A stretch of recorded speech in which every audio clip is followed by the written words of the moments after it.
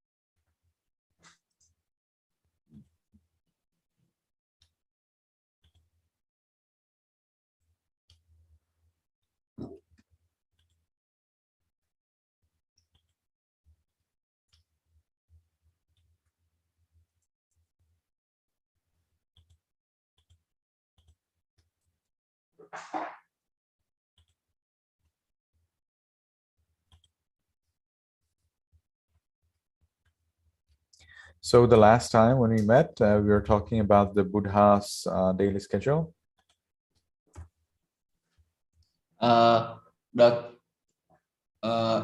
Lần trước thì chúng ta đã bàn về những cái lịch trình hàng ngày, cái sinh hoạt hàng ngày của Đức Phật. And now we actually can proceed to speak about the sutta that the Theravada sutta that you have hopefully heard from the Sutta Nipata. Đợt này thì chúng ta có thể tiếp tục nói thẳng vào bài kinh Người cày ruộng mà có thể các bạn đã nghe được trong cái bộ tuyển tập kinh tập. Now the commentary is trying to explain basically every single word that you might be interested in, and therefore that's why it starts by these words, Evang me sutang, thus have I heard, those beginning words of the sutta. Và phần chú giải đã cố gắng giải thích tới mức là từng từ nào mà chúng ta có thể cảm giác hứng thú, và nên mà bài kinh đã được bắt đầu bằng cái cụm từ Evame Suttam, là như vậy tôi nghe, của ngài Ananda. So these words appear for the first time at the fourth sutta called Theravada sutta. We didn't see these words in the previous three discourses. Cái cụm từ như vậy tôi nghe này xuất hiện đầu tiên trong cái bộ kinh tập vào bài kinh thứ tư là bài kinh Người cày ruộng. Còn cái ba bài kinh trước thì chúng ta cũng không thấy cụm từ này nó xuất hiện. So according to the commentaries, the commentaries explain that this word, this thus, evan, means who is capable of understanding in all modes the word of the Blessed One, which is subtle in its various methods.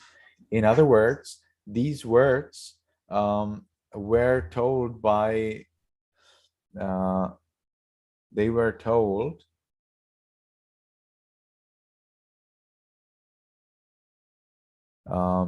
spoken by Venerable Ananda when he recited the Dhamma during the first Buddhist Council. Cái cụm từ e văn như vậy nghĩa là cái cụm từ có là cụm từ nói lên nghĩa là nghĩa đang gợi chỉ tới có là người mà có thể hiểu được, có khả năng hiểu được tất cả các từ của một vị Phật vốn rất là vi tế và tinh tế trong rất nhiều phương diện.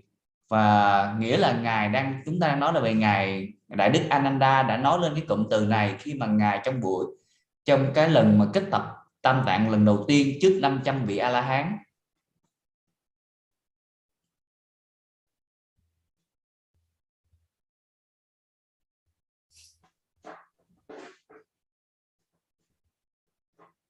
All right.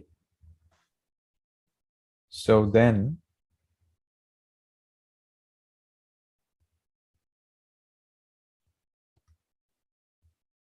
we learn that the Buddha at the time when this situation, when this discourse happened, the Buddha lived in the country of Magadha,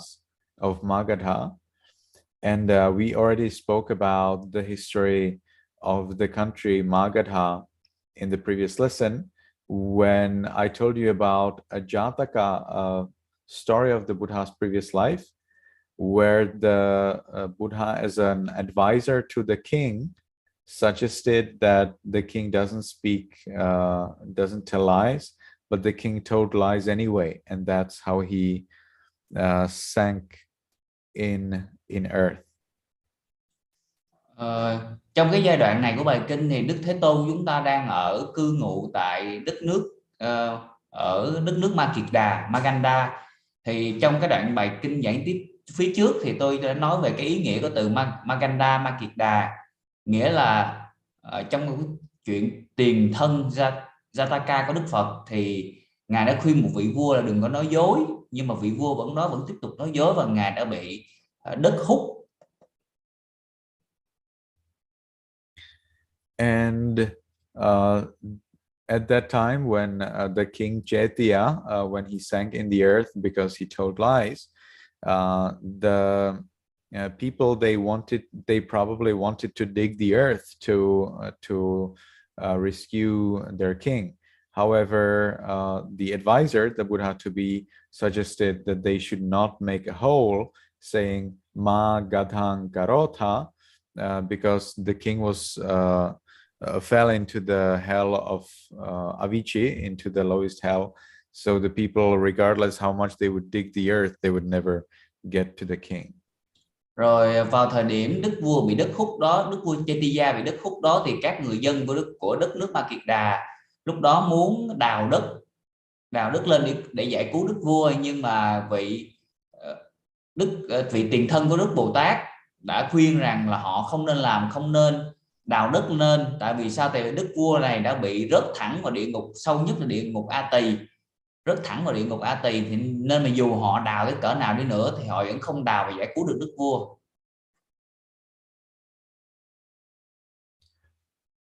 Okay, so the Buddha one day decided to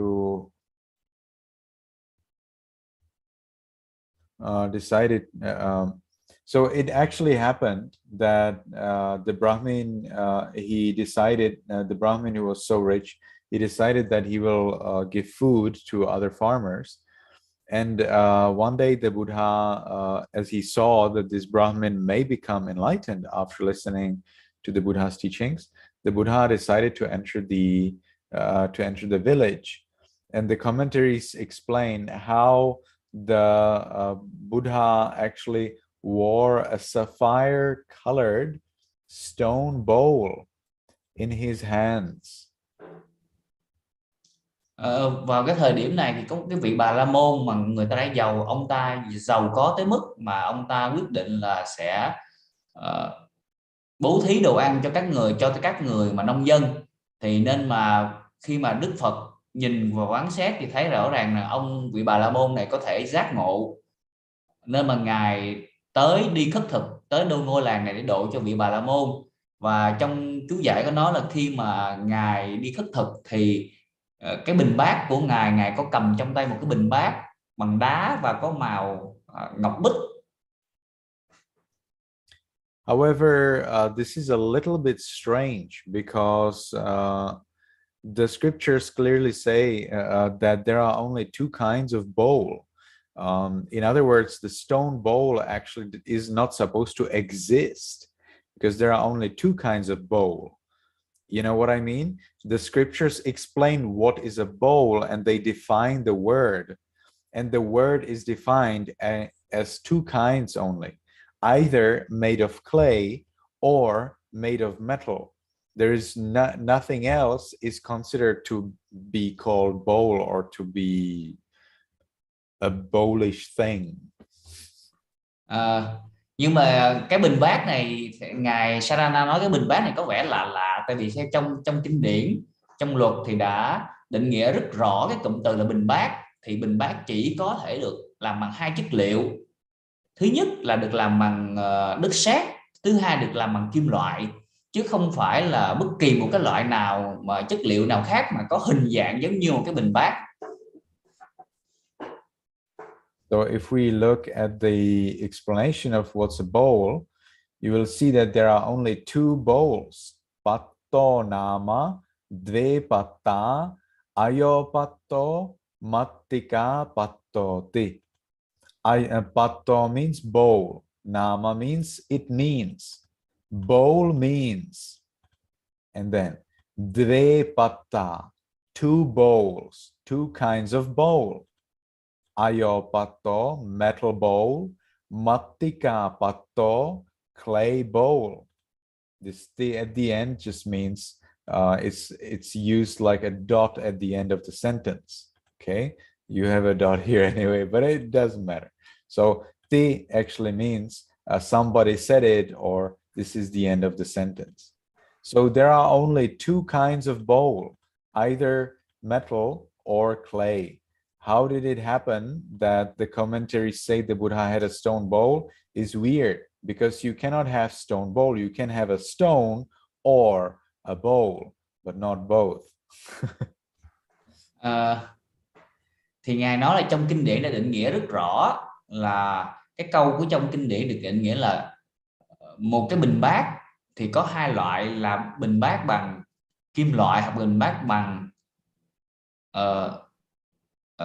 đất sét. Và cái từ ti ở đây nghĩa là một cái cụm từ mà dùng để kết, giống như một dấu chấm câu khi mình nói một câu gì đó.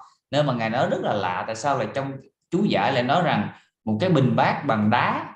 Tại vì chỉ có thể là một trong hai, là bình bát hoặc là đá, chứ không thể là, không hề trên đời không có tồn tại là bình bát bằng đá. Anyway, who cares, right? So then the Buddha, when the Buddha goes for alms round, if the Buddha wants to go alone, then he enters the fragrant cottage and he shuts the door. When he does this at the time at the time of alms round, the monks understand that the Buddha wants to go to the village alone, and therefore they do not follow him. So they go by themselves, and the Buddha goes alone. Dù sao nữa, nó bình bát bằng gì thì chúng ta cũng không cần quan tâm. Thì vào lúc mà khi mà Đức Phật muốn đi trị bệnh cất thực một mình, thì ngài sẽ đi vào hương thất mà đóng cửa. Thì vào thời điểm đó thì các vị tỳ khưu sẽ biết được rằng là Đức Phật có việc và cần phải đi bát một mình, nên họ sẽ tự đi bát và không cần chờ Đức Thế Tôn. Họ sẽ cầm bình bát và bình bát đi nhiễu quanh hương thất một vòng, đi nhiễu xung quanh hương thất và đi khất thực riêng một mình mà không cần chờ Đức Thế Tôn.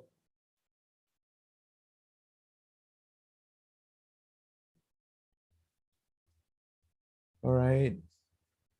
So the Buddha, when he went for alms round, he would stand in front of a house and he would be shining. He would be shining with a beautiful, exquisite gold color, and the shine would be extremely strong. All of the area would be covered in light. Thì khi Đức Phật đi trị bệnh thực thì ngài sẽ đứng trước một căn nhà và ngài sẽ tỏa ra hào quang mà được gọi là giống như một màu vàng rất là sang trọng, quý phái và rất là sáng, và có thể gọi là sáng hơn cả ánh sáng của 1000 mặt trăng và mặt trời. Now, if you read the sutta, if you read the discourse, you maybe got the idea that maybe this Kasid Bharadvaja, the Brahmin, that he was very skeptical, and maybe he actually was disappointed with the Buddha, that he was a little bit angry and he wanted to get rid of him. But the commentaries say that this idea would be wrong. Sau khi đọc bài kinh thì chúng ta sẽ có một cái cảm tưởng là cái vị Bà La Môn này, Kassipra Bharadvaja này, thì khi mà nhìn thấy Đức Thế Tôn thì ông ta có vẻ cảm giác như là có cái sự sân hận với Đức Thế Tôn và mong muốn là xua đuổi Đức Thế Tôn đi. Nhưng mà theo chú giải thì cái cảm quan này, cái nhận định này của chúng ta là sai. So instead, actually, the Brahmin was very smart, and he thought that maybe he can actually he knew that the Buddha to be before he was a Buddha, that he abandoned his kingship, and he thought, the Brahmin thought, if he would undertake work, he would be like a crest jewel on the head of the people in all of Jambudvipa, in all of India. What good could he not achieve? And he thought, oh, because this Buddha is lazy, he doesn't work. Instead of undertaking work, he eats by wandering for alms at auspicious sowing ceremonies. So the Brahmin thought, hey, if this Buddha actually worked, there would be a wonderful, it would be wonderful for all of this country. But as he doesn't do work, then he's just wasting his potential. Thì cái vị Bà La Môn này đã biết Đức Phật từ thời ngài còn là một vị hoàng tử, và vị Bà La Môn này nghĩ rằng nếu Đức Phật mà thật sự mà đã làm việc thì ngài sẽ tỏa sáng giống như là một cái viên ngọc quý, quý trên và đứng trên tất cả mọi người ở cõi Diêm Phù Đề. Nhưng mà vị Bà La Môn là nghĩ rằng Đức Phật vì lười biếng không làm việc, nên bây giờ ngài chỉ đi khất thực ở những cái đi khất thực mà thôi, và đã gọi là làm lãng phí cái khả năng của Đức Phật. So why did the Brahmin speak like this? Actually, he lacked confidence in the Buddha, that's true. But the main problem was that after he prepared meal for 2,500 people, the people who came, instead of paying attention to the Brahmin, they all dropped their work and they looked at the Buddha with confidence, with faith. So the Brahmin, he thought, what's this? He has just come to interrupt, to disturb my work.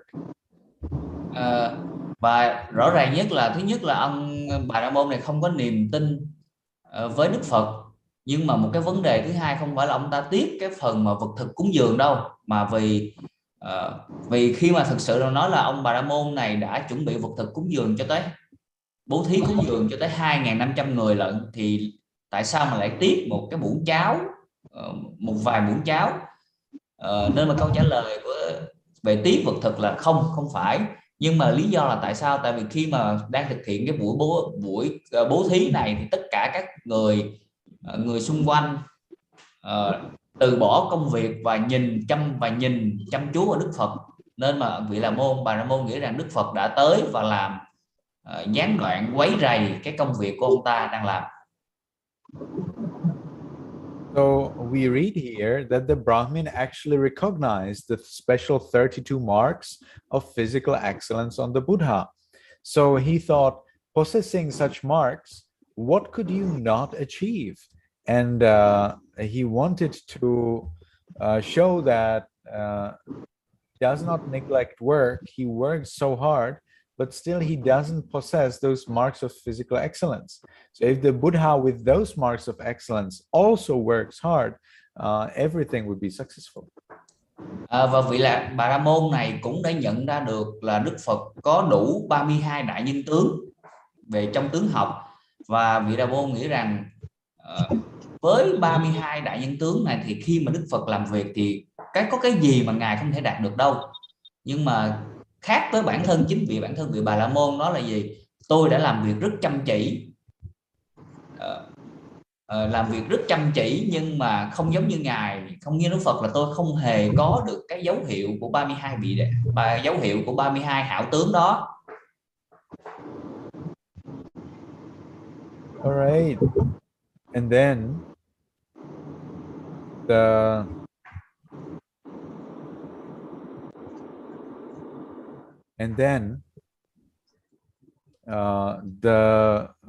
Brahmin, he thought, hey, you Buddha, you abandoned kingship.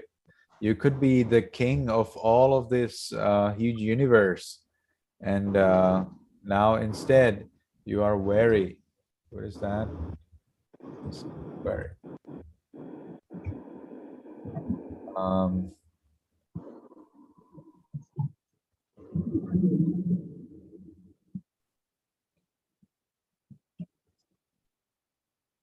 It means that in this context, it means that the Buddha exhausts or tire through overuse or great strain or stress. In other words, now you Buddha, you're making troubles to me, even though you could quẹo liền, đừng có đi qua đường, quẹo ngang nha, chập đây, cái xong rồi đi vô cái ban này, cái anh dừng lại.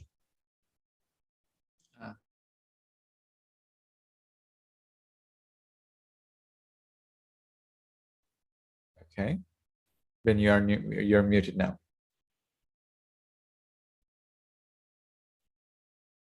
Ben, are you here with us? Anh bật mic giúp em đi anh ơi, em tắt tiếng của mọi người rồi. Anh ơi, anh Ben ơi. Okay, I hear you now. All right.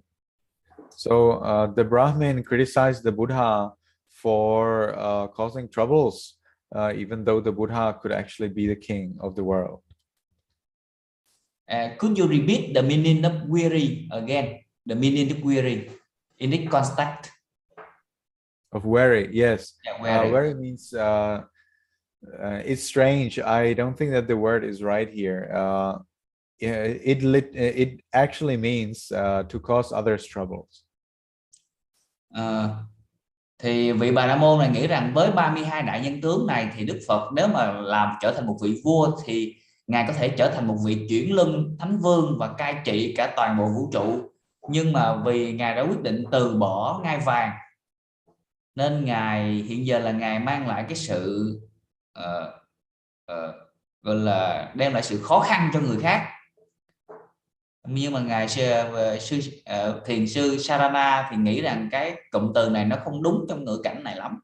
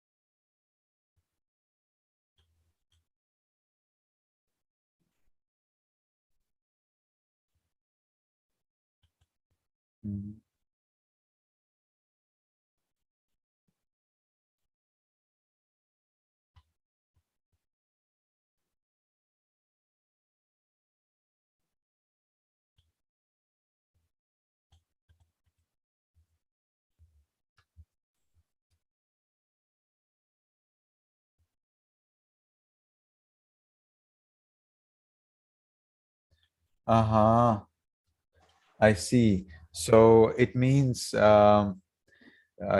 totally opposite. So actually, this sentence means that the Brahmin pities the Buddha. He says, "Oh, you abandoned being a king, and now you're exhausted. So by going around for alms round." Thực sự cái đoạn này có ý nghĩa là vị Bà La Môn này đang cảm thấy hối tiếc cho Đức Phật, tại vì ngài đã từ bỏ ngôi vua của một vị chuyển lưng thánh vương và hiện giờ là lại trở thành nghèo khổ và phải đi khất thực ở những ngôi làng. So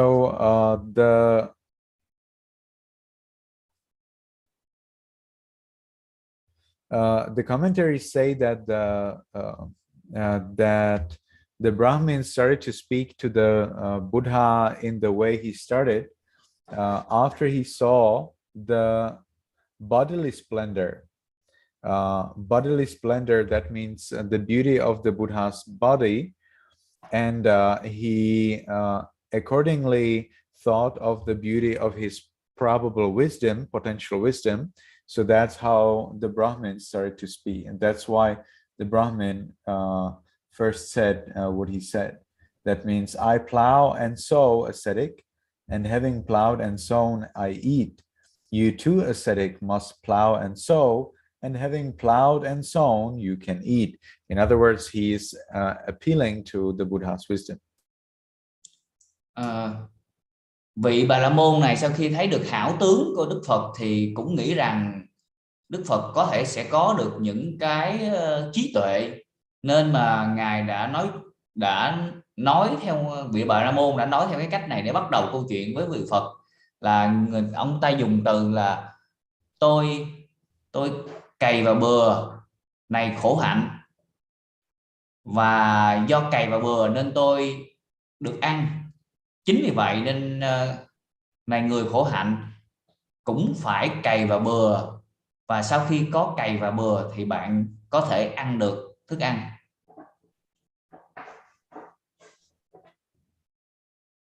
So then we see a very interesting thing, something that you probably didn't notice from the discourse, but the commentaries explain it very well. Và ở đây chúng ta có thể thấy những điều rất là thú vị, mặc dù chúng ta không để ý, nhưng mà phần chú giải giải thích rất là kỹ. And that is that until now, the Brahmin called the Buddha as an ascetic.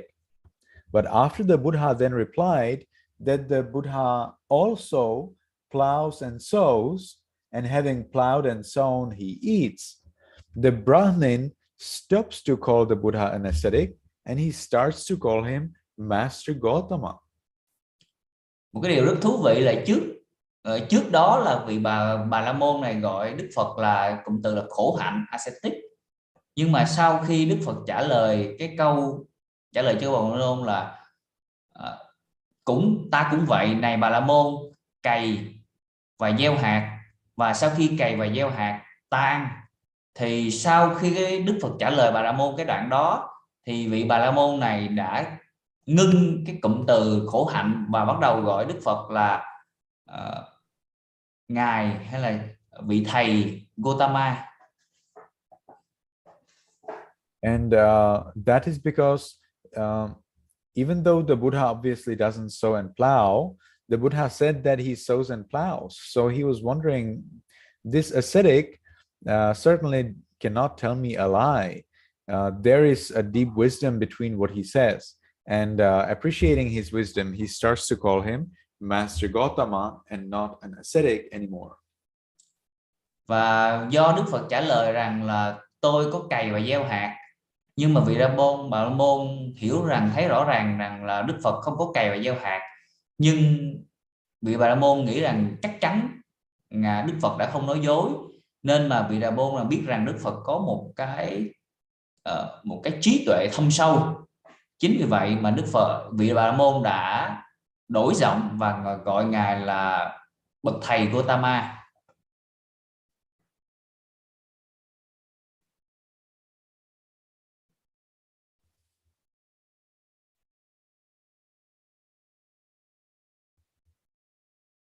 So the Buddha then explains what is his plow and sowing, and he explained that faith is the seed. So someone may ask, why did the Buddha start to talk about seed if he was asked about plowing and sowing? Và khi Đức Phật được hỏi thì ngài đã trả lời là câu đầu tiên của ngài là niềm tin là hạt giống. Nhưng mà tại sao Đức Phật lại đi thẳng vào câu hạt giống, trong khi đó là cái câu hỏi của ngài là phải là cày bừa và gieo hạt trước tiên, chứ không phải là hạt giống trước tiên. The Buddha then explains, the commentaries then explain that the Buddha explains the basis, the accessories and remaining instruments and fruit of his sowing, so that the Brahmin can well understand and easily accept. Nên mà chú giải thích rằng là Đức Phật đã phải đi theo cái trình tự căn bản của việc trồng trọt gieo hạt của riêng ngài, để giải thích cho vị Bà La Môn, để vị Bà La Môn có thể hiểu và chấp nhận được điều đó. The Buddha clearly understands that plowing is entirely dependent on the seeds. So if you do not have seeds, then plowing is not needed. And a skillful plowman plow their field in accordance with the quantity of the seeds. So it's really important to speak about the seeds when you speak about plowing. Nên mà Đức Phật thì hoàn toàn hiểu được rằng là việc cày thì hoàn toàn phụ thuộc vào hạt giống, và một vị thợ cày thiện xảo sẽ cày, cày bừa thì phụ thuộc vào cái số lượng của hạt giống. Chính mà hiểu như vậy nên mà ngài đã bắt đầu bằng việc mà nói về đầu tiên về hạt giống. And for the Buddha, the seed is the faith. Và với Đức Phật thì hạt giống ở đây nghĩa là niềm tin, đức tin.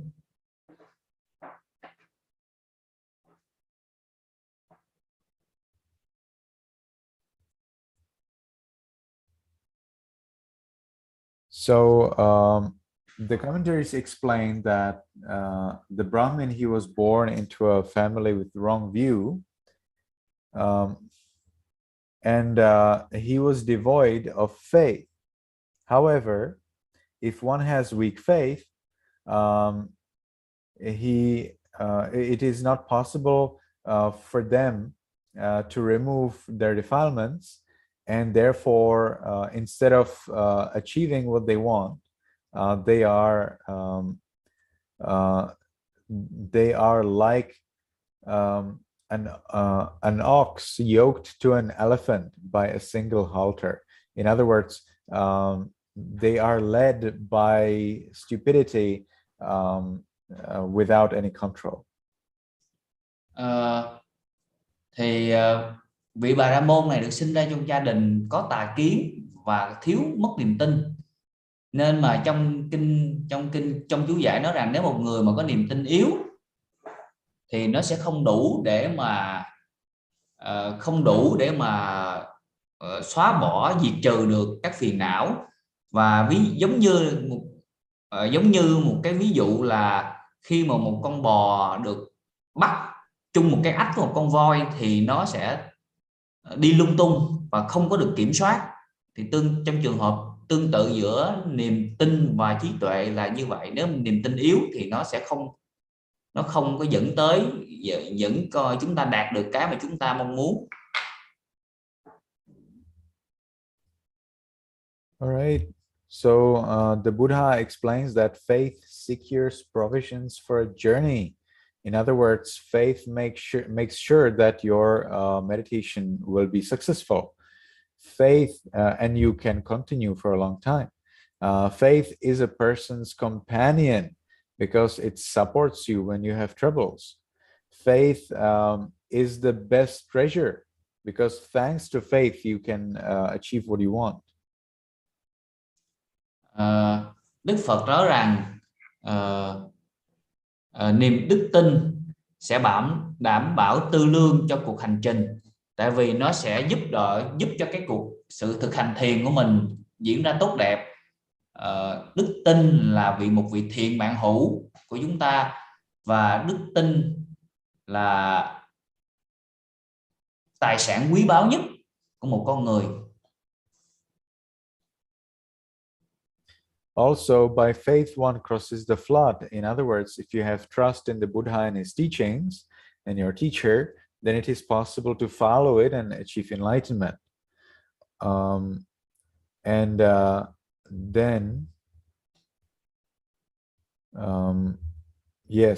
Faith is the very important basis for the holy life. Và có một cái đoạn nữa là do đức tin một người có thể vượt qua được bộc lưu, có nghĩa là do đức tin vào Đức Phật và tăng đoàn thì một người có thể đạt được giải thoát giác ngộ, và một vị thánh đệ tử thì sẽ có niềm tin. Chính vì vậy mà gọi là đức tin rất quan trọng cho một đời sống thánh thiện.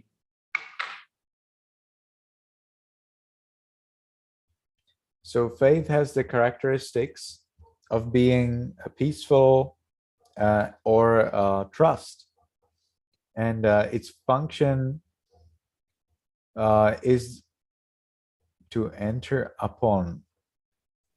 If they explain it, probably not. So its function, thanks to faith, you can start doing that what you want. So I think that's the meaning of enter upon. The manifestation is the conviction or non-murkiness. It's the clarity that what you hear is true and that you need to follow it. Thì đức tin thì có được cái đặc điểm là của sự vững, sự an bình và niềm tin và sự tin tưởng, và cái chức năng của nó là làm cho chúng ta có thể được hòa nhập vào, có nghĩa là chúng ta sẽ bắt đầu làm những việc mà chúng ta tin tưởng, và nó sẽ hiển hóa được cái sự rõ ràng của những không là sự rõ ràng của việc mà chúng ta sẽ được làm, sẽ sắp làm. The proximate cause of faith are the factors of stream entry or an object of worthy of faith. In other words, if you have faith, then close to that, you are very close to following the necessary requirement to fulfill the requirements of becoming enlightened, or you have an access to an object. So this important cause for faith are the factors of stream entry, and also or it can be an object worthy of faith like the Buddha Dhamma Sangha. Cái nhân gần của đức tin là quả vị gọi là nhập lưu, có nghĩa là khi mà mình có đức tin rồi thì mình có thể đã rất gần tới được cái quả vị nhập lưu, hoặc là mình sẽ được, khi mình có đức tin thì mình sẽ có được một cái đề mục về niềm tin, về đức tin, có là giống như niệm Phật, niệm Pháp, niệm Thí, hay là niệm về Phật Pháp Tăng trong cái 6 tùy niệm, đó là về niềm tin, về niệm về để tăng trưởng đức tin.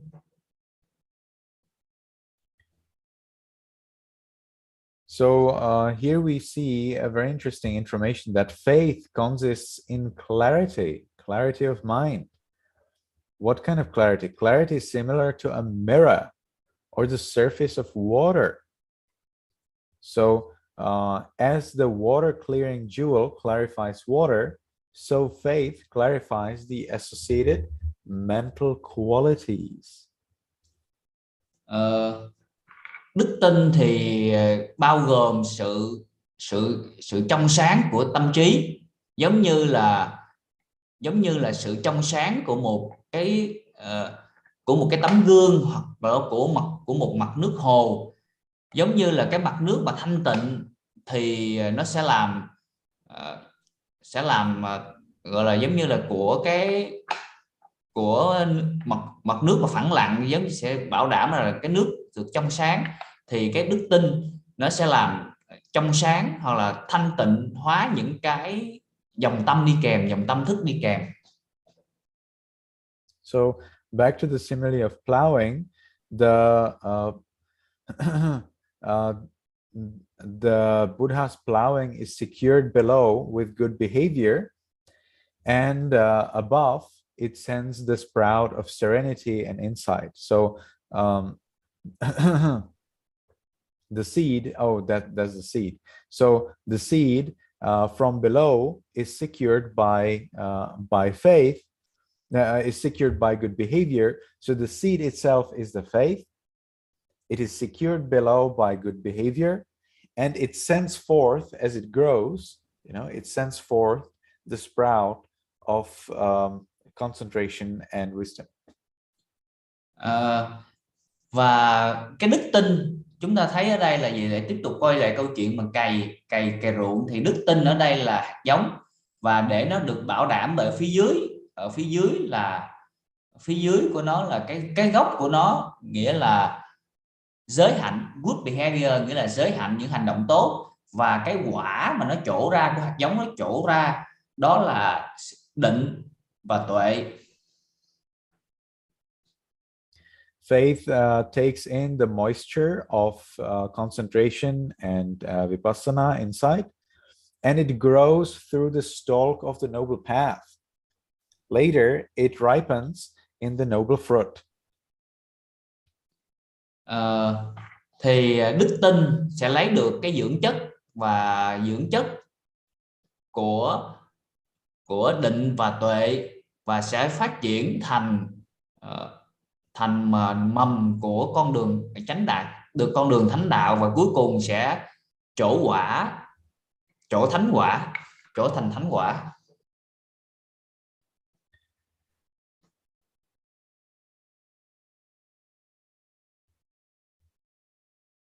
Okay, so here the noble fruit meant the fruit of arahantship. So now,